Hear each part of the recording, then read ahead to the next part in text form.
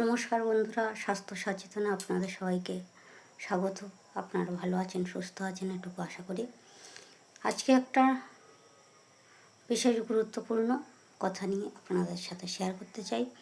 সেটা হলো, নতুন শীতকালে আপনাদের ঠান্ডা লেগে যাচ্ছে বা জ্বর হচ্ছে, বাড়িতে প্রত্যেকের শরীর অসুস্থ, গায়ে ব্যথা, এইসব কারণে আপনারা অসুস্থ হয়ে পড়ছেন।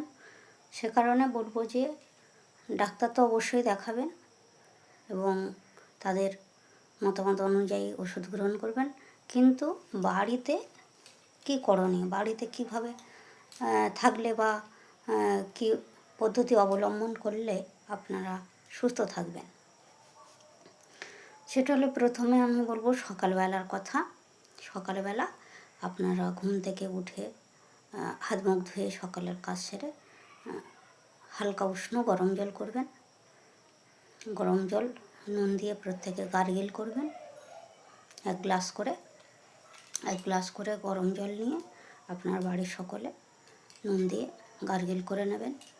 নিলে মুখটা পরিষ্কার থাকবে, গলা পরিষ্কার থাকবে। মুখটা যাতে পরিষ্কার থাকে সব সময়, সেটা আপনাদেরকে দেখতে হবে, কারণ মুখ থেকেই তো আমাদের বিভিন্ন রোগ জীবাণু প্রবেশ করে। আর গলাতে যে ঠান্ডা লেগে কফ জমে থাকে, সেটাও গার্গেল করলে কিছুটা রিলিফ পাওয়া যায়, বা গলা ব্যথার জন্য। এবারে বলবো যে তারপরে কি করবেন। তারপরে যদি বাচ্চাদের বা বড়দের যে কারোর যদি ঠান্ডা লেগে কফ জমে যায় বুকে, তাহলে আপনারা কী করবেন। তো সেই জন্য আমি বলবো যে একটা হালকা থেরাপির মাধ্যমে, চেস্ট থেরাপি বা ব্যাক থেরাপির মাধ্যমে আপনারা এই ঠান্ডা লাগাটা বা সর্দি কাশি কফ এগুলো বের করতে পারবেন। কীভাবে? বাড়িতে প্রত্যেকের যে কোনো তেল নিয়ে, যে কোনো তেল, পরিষ্কার শুদ্ধ তেল, সরষের তেল কিংবা বডি অয়েল কিংবা অন্য কোনো ভালো তেল যাদের আছে, যে কোনো তেল নিয়ে হাতে এরকম নিয়ে ঘষে নিয়ে এই বেস্ট নিচে দেবেন।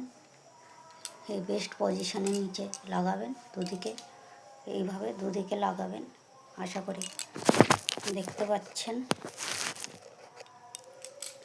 এই বেস্ট পজিশনে দুদিকে লাগাবেন, লাগিয়ে হাতটা এইভাবে ধরবেন।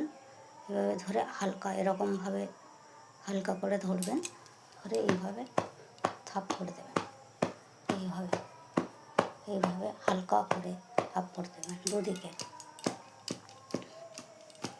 আর পিছন দিকে, পিছন দিকে এই যে আমাদের হাড় আছে, কাঁধের হাড়ে এই জয়েন্টটা ছেড়ে পিছনে যে ভাঁজটা থাকে, এখানে এরকম হালকা থাপ্পড় মারবেন। নিজেরা যদি না করতে পারেন, বাড়ির অন্য কারোর সাহায্য নেবেন। সাহায্য নিয়ে ব্যাক থেরাপি এবং চেস্ট থেরাপি আপনারা হালকা হাতে করবেন।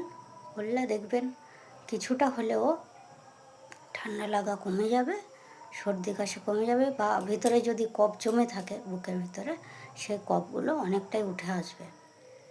অনেকে বেশি যখন হয়ে যাবে তখন ডাক্তারের কাছে অবশ্যই যেতে হবে, কারণ নেবুলাইজেশন করে ডক্টর, নেবুলাইজেশন করার কথা বলেন। নেবুলাইজেশনের মাধ্যমে কফ বেরিয়ে আসে। বা বাচ্চাদের যখন প্রচণ্ড ঠান্ডা লেগে দম আটকে আসে, সেই জন্য তো ডক্টরকে বলতে হবে এবং ডক্টরের সাহায্য নিয়ে তাদেরকে চিকিৎসা করতে হবে। তো বন্ধুরা, আপনাদের সুস্থ জীবন কামনা করি। সুস্থ থাকুন, ভালো থাকুন। আবার দেখা হবে অন্য কোনো বিষয় নিয়ে, নতুন অধ্যায়ে। নমস্কার, ধন্যবাদ।